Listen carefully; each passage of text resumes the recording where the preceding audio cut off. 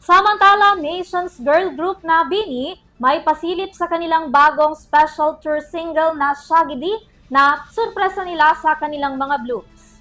At ang Korean-American singer at rapper na si Jay Park muling magtatanghal at magpapakilig sa kanyang Filipino fans sa kanyang Serenade and Body Roll World Tour. Alamin natin ang balitang entertainment mula kay Sam Martos.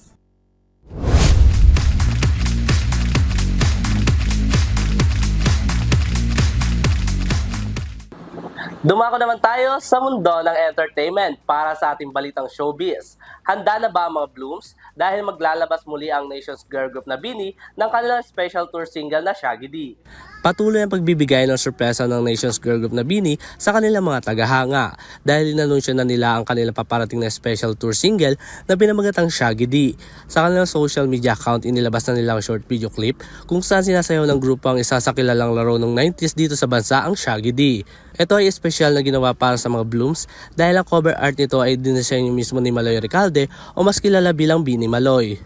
Ang special tour single ng Shaggy D ay ilalabas eksaktong alas 9 ng gabi sa June 5, 2025. Samantala ngayon tuloy-tuloy pa rin ang BINIverse World Tour ng BINI sa iba't ibang bansa.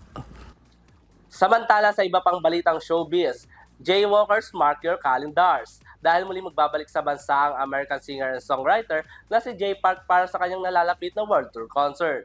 Muling bibisita sa bansa ang American rapper at singer-songwriter na si Jay Park para sa kanyang world tour na Serenades and Body Roll.